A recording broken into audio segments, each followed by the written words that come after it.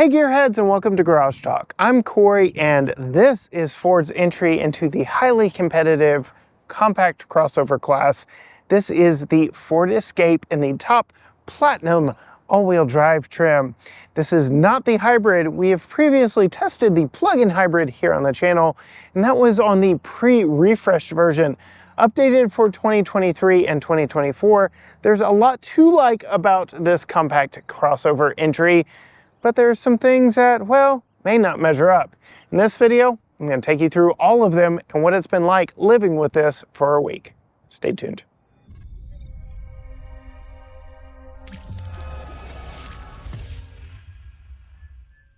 Yes, gearheads, Ford delivered us this 2023 model to review for you here on the channel because nothing really changed for 2024. All the big money and investment went to upgrading the looks of this vehicle for 2023.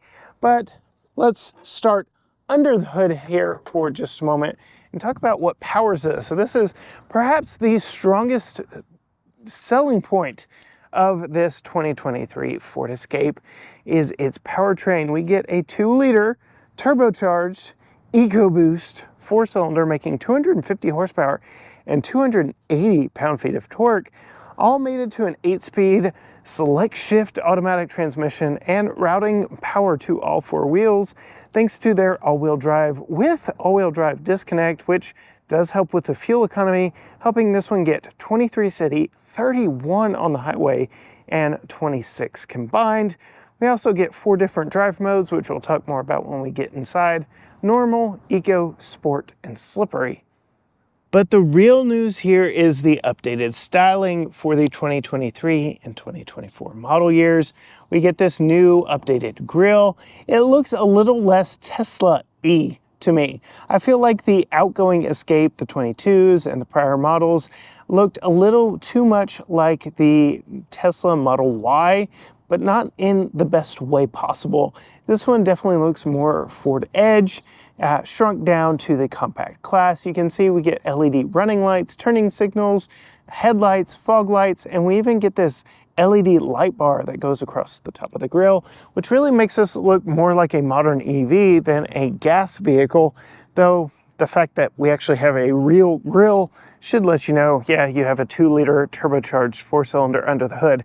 Again, that 4-cylinder is the selling point of this engine because the vehicle I most closely associate this with, because it's one of the ones that we most recently had and is very comparably priced, is the one that I would probably be shopping over this, and that is the Hyundai Tucson. This powertrain absolutely eclipses what the Tucson offers outside of the hybrid model. That thing just felt a little anemic. We'll get more into how this one drives, but anemic is not the word for it. As we come down to the side here, we'll look at these 19-inch aluminum wheels, very interesting machine face design on them, wrapped in Bridgestone Ecopia tires. Don't know that I've ever heard of Ecopia tires. It seems like I've had one other vehicle with them. Our friends over at Texas Truck Channel did put this up their patented hill test to see how it would do. Definitely go check out their video, give that a look, and see exactly what this is like in a off-road setting. But the measurements on these are 225, 55, or 19. Again, Bridgestone Ecopia tires. Very interesting name there. As we come around to the side, the profile really has not changed since its 2020 introduction. It really is just the face, the tail, and the interior that have gotten minor upgrades, most notably that front grille.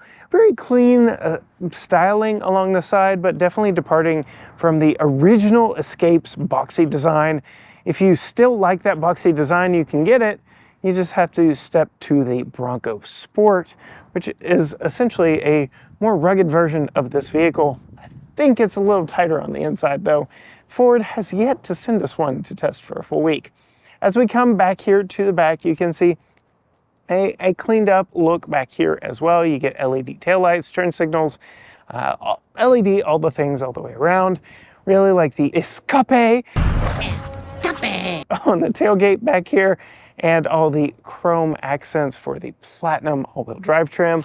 As we come down here, we do get dual exit exhaust, which is nice. They actually point out in the back, which is nice. The Ford Explorer has fake turn downs on their exhaust tips, but you can see there are actually exhaust tips within the exhaust tips. So I guess that's how they get around all the black carbon deposits on the back. We have a power lift gate back here on the back that opens up nice and wide. You can see the button is just under the seat and escape. Fairly good cargo numbers back here in the back. All the way around, you can see we have a 60-40 split back seat with recline, and we've got them in the 2 positions there. We've got top tethers all the way across for child safety seats in all 3 rows. There's my backpack for a little bit of size reference for you there. We get a little bit of power and amenities back here. 12-volt cigarette lighter style outlet back here. A little bit of storage on that side, a little bit of storage on this side. And then you can actually lift this up by pulling it out because we actually have little tabs that hold it in place. But you can see there's a little bit of storage underneath here in these styrofoam sections around this space saver spare. It's a temporary spare, but then you can see all the sound deadening that is all the way throughout this. So this should equate to a very quiet ride based on all the sound deadening that we have back here. When we take a look at how wide the hatch opens, I'm 5'10", opens just above my head, very typical, works in our garage quite well. You can see the button to open and close it is right above my head here. And when you push it, you get a few beeps or Ford chimes on the inside and it starts to come down. Before we hop in this one, I do want to show you the key. Typical Ford key, nothing special here, but gives you all the pertinent things on the key itself. We have unlock, lock, remote start, and hatch release, as well as your panic button, and you can deploy a physical key. You don't need it though, you can just keep it in your pocket, your purse, wherever you keep your keys, because we have a passive entry system. Just put your hand on the back of the door here. You can lock it by pushing right there. Not on the back doors though, just on the front doors. Something to keep in mind if you've got a loaded kiddo in the back, you're going to be grabbing the door handle. Or you can see Ford gives you the touchpad up here on the A pillar or B pillar as well. So options, I like options. Coming around to the door, nice materials here, but it does feel a little on the cheap side with the injection molded plastic going all the way down the side. We've got this nice metallic look plastic here, which, okay, all your mirror and window controls. I do like 3-person memory seats for the 10-way power driver seat. I like that a lot. You can see right here, we've got 2-way lumbar, not 4-way lumbars, just in and out. And then an overall nice seat design, although, well, let's go ahead and climb in. One of the downsides of this vehicle, perhaps the biggest downside, are these seats. They're terrible, y'all. Like, it does not help that Ford gave us, or Lincoln gave us, the Corsair, which is built on this platform with their 28-way, 24-way, perfect position seats with heat, massage, and power adjustments, and ventilation, and all that good stuff. These seats, they just feel firm. They feel like you're sitting on them, not in them. It's just, they're not good. They just feel like it's a checkbox on something that engineers had to put in here. They are not all that great. And it's very sad because we actually picked this one up on the road and immediately had to drive back from the Metroplex area in it. And that was our first taste of it. Extended seat time, and these seats just, they aren't good. Like, bad. They're just bad. I'm sorry. I don't typically harp on things too much on this channel, but these seats aren't great. But some things that are good in here, and I know different body styles will like different seats as well. Goldilocks preferred the middle seat, but Papa Bear liked firm, Mama Bear liked soft, so you never know what you'll get. I will say these seats also scoot back for ease of entry and exit, but when you get in and start the vehicle up, it moves back into place. I do like all these startup animations in this. You get the new lighting signature over here, and you get escape or escape in the gauge cluster. 12.3 inches here, 13.2 inches there. Try not to get those numbers mixed up in your head when you're trying to present on camera. But I do like all this screen real estate in this. Ford does very good with their new sync systems. We'll talk more about that here in just a second. Typical lighting controls for your headlights and your fog lights, all that. And then you do get your hatch open and close button here and your brightness controls right here. So very simple over your left knee. Then again, you have that 12.3 inch gauge cluster here with all the information you really need. Taking from the Ford F-150, not much changed in the overall style of it. You can see, you can pan through a few different things on the center screen. Not a lot of information, but you can see we've been driving very good lately. So that is nice. You can see we're getting 22.3 MPG on 138 miles of driving. Coming up just above the steering wheel, I'm going to see just how well I can get it to show up on camera. You get this little window that pops up for your head-up display. I'm guessing because of the extreme rake of the windshield, they just couldn't make it work. We've seen this on some Buick products, but you do get a rather nice head-up display right here on this little pop-up window. I'm just fearful that it will break over time. It just seems like something that could, and in my case, would break. So there is that. Coming over here, very nice 13.2 inch screen. You can shrink Apple CarPlay and have this little section over here where you can pan through various different things, including your trim information. But I generally like to have it on the full screen mode. I really like that. You can see there are still menus across the top and bottom that don't change no matter the scenario. That is, even if you put it in reverse, you still get all your HVAC controls and your heated seats, not ventilated seats, and heated steering wheel. So again, uncomfortable seats, heat only in a top trim platinum model. The window sticker on this one is just over 40,000, and that Hyundai Tucson that we had very recently, very similarly priced, more room on the inside, more comfortable seats, to me at least, and ventilated seats. And you're really paying a penalty for the better powertrain here in this Ford Escape. We'll put it back in park, goes back to CarPlay and Android Auto. I like that. You do get this home button right here that takes you into all the features and settings. You can do that there, but we'll go back to CarPlay. Coming down below, you can see we've got, this is one single button, but it knows where you're pressing, but just one big piece of plastic. Or your parking assist and driver assistance stuff.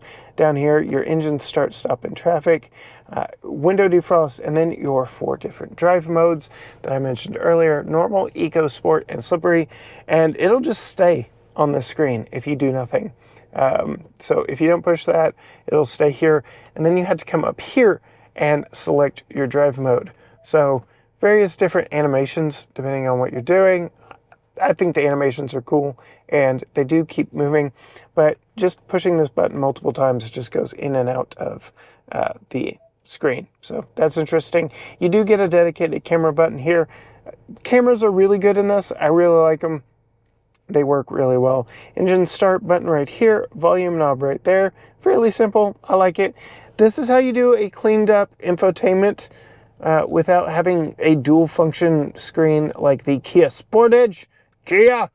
You see, you just make a dedicated spot on your screen and you don't have to worry about it. Anyway, Qi wireless charging, USB-A, USB-C, 12-volt cigarette style power outlet right there. Cigarette lighter style, a little bit of storage right here. I will say this Qi wireless charger is interesting in that it's like crooked. See, it's canted. It's weird. We get a couple cup holders and a little bitty holder right there for something, I don't know. A rotary dial for the 8-speed automatic, not my favorite. Electronic parking brake. Ford's getting cutesy with some of their animations. This is auto hold in traffic. Another cutesy button is the drive mode button right here. And we don't have a traction control button that I can find anywhere in here, but that's another cutesy button that they've been doing here lately. So getting kind of cutesy with some of their buttons. A little bit of storage right here for something. I like how this isn't gloss black. I like how this isn't gloss black. Fairly wide opening center console area with felt down at the bottom, so if you put things in here, it's not going to rattle. Not quite sure why they give you channels for cables in here, because there are no power outlets or anything in here. I think that's just carryover design. It is nicely padded, so that is very nice as well. But over here, you can see exactly what the vehicle looks like from a design perspective. The doors just feel cheap. It's all injection molded plastic. There's no differentiation on them. It's just not great. As we move up, we have our controls for our very big panoramic glass roof with our roller shade here. We've got some sunglass holders right here. And then our lighting, fairly nice all the way around. Coming to me, I've got plenty of headroom up here at 5'10", even with the glass roof above me. No complaints other than just how terrible these seats are. Let's check out the back seats and see how those are. As we come up to the back seats, nothing spectacular about them. I already showed you they don't have the passive entry. They open up wide enough. I feel like they could open up a little wider for getting a car seat in. There's no sunshade built in back here. And just like the front seats, it's all that hard injection molded plastic. It's like an even worse material back here. It's not even the kind of squishy kind. So back doors definitely are a step down. And then same seat design in here. I have not sat back here yet. This will be my first time doing so here in just a moment. But let's go ahead and pop in, see what it's like sitting behind myself at 5'10". Plenty of room actually behind myself. There's a nice cutout here in the back of the seat. I'm fairly comfortable back here. And I will go ahead and mention these are our 60/40 reclining seats. You saw that this was reclined when we were back in the back and when I opened the door. This is its most upright position, but yes, it's very much more comfortable in the reclined position. I like it. It's very nice. I could ride back here. I feel like these back seats are probably more comfortable than the front seats. They are still firm, but I don't know. There's just something like offensively firm about the front seats. Definitely go sit in one for yourself because that is really the biggest Achilles heel. We'll talk more when we get to driving this one here in just a moment. Other amenities include HVAC vents on the back of the center console, single USB-A and USB-C down here. We get a map pocket behind the passenger seat, not the driver's seat. A little bit of storage there in the door, nothing crazy to speak of per se. And then we do get a full down center armrest with a couple cup holders. All the way around, I'd say I would rather ride here in the back seat than in the front seat. But let's see what it's like piloting this Ford Escape Platinum all-wheel drive around here in East Texas. My first of two small or minor nitpicks in the interior when it comes to driving. The dial for the 8-speed. I don't like dials. I think it's hokey in the Ram 1500. I find it hokey here. I'm just not a big fan of dials. I will say Hyundai, Kia, Genesis probably do them the best in that you go one way for drive, the other way for reverse, and that's it. But just not my favorite. Just not my favorite. The other is coming up as we get here to this stop sign. The blinker. Like, you can't hear it. If everything is off and it is quiet in here, you can hear it. I've looked, I've tried to find ways to make it louder in the center screen. I can't find it. And in normal life, as we hopped in and drove this in the Metroplex area for the very first time, we've got Tucker in the back seat, Holly talking to me, Tucker talking to me, road noise, I've got life happening around me. I could not hear the blinker. I had no clue as to whether or not the blinker was on if I'm signaling to like merge over or I don't know, just not good. Like, make the blinker louder. Why is it so quiet? I don't know. Weird to me.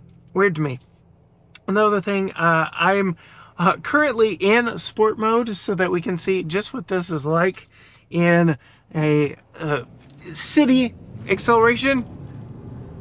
It's good. It's quick. It's peppy. Like I said when we popped the hood, the engine is perhaps the strongest selling point of this vehicle. If you want to be able to go quickly in your family compact crossover, the Escape's a pretty good one. The numbers on this one are very impressive. And interestingly enough, it's got 5 pound-feet of torque more than the Lincoln version, even though they're the same vehicle. So I can't quite figure that one out, but it is truly peppy. The 8-speed doesn't leave you hunting. I have not been disappointed in the powertrain of this. It's been fairly good, and I already showed you and commented on what our economy numbers were. I am now down to 22 mpg and 139 miles of driving, simply because I did leave it idling a little bit while we were moving cameras around and such. But otherwise, it is a fairly pleasant vehicle to drive. Outside of these darn seats, like, you've really got to have an uncomfortable seat for me to bring it up and to mention it this much. The only other seats that I can say I've had this strong an opinion of were the back seats on the Chevy Trailblazer and the Buick Encore GX pre-refresh.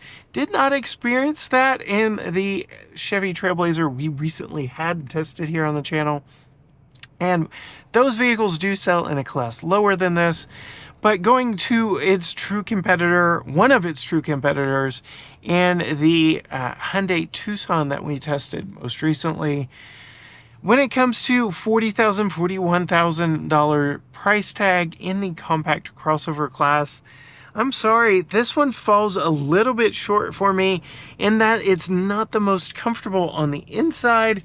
And if I'm buying something in this class, I'm not exactly buying it for its driving character and behavior, even though this one is actually pretty good.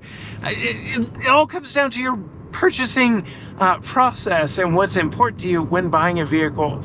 And this does have competitive numbers on cargo capacity, competitive fuel economy, but I was truly impressed with just how much power it was putting out and how it distributes that power. It all seems to work fairly well, but when it comes to the interior, why I would be buying something in this segment, the seats are kind of hard, they aren't ventilated, and I just don't know, it just doesn't feel as nice in here as the Hyundai Tucson.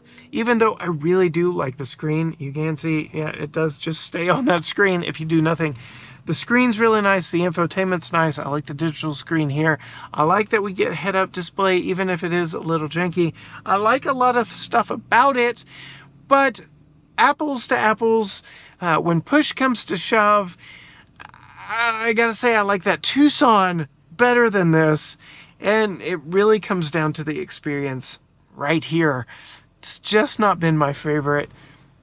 It may be entirely different for you. That's why we say absolutely go test drive them, sit in them, but by far the biggest shortcoming of this vehicle is its seats. The biggest benefit to this vehicle is its 2-liter Turbo 4. And we'll go ahead and put it in sport and give it one last go when our light changes.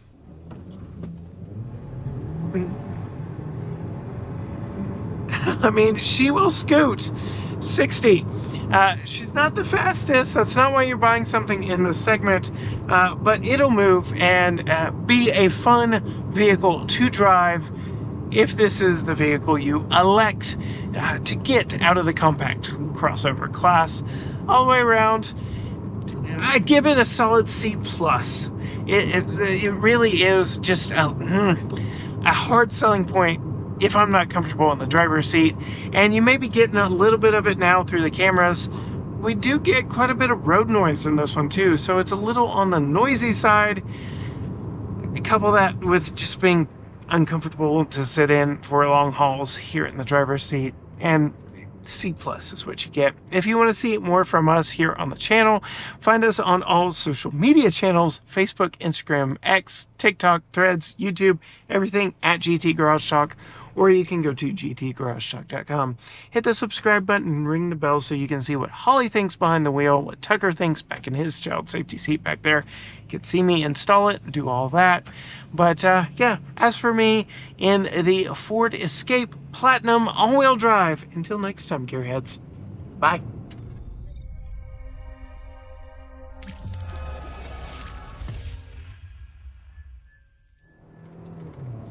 Whew. Sport mode definitely holds the gears. The gears. It's a sporty one to drive. I will say the steering, it's light, perhaps a little too quick to turn. I don't know. Like, it's good. It's just, C+.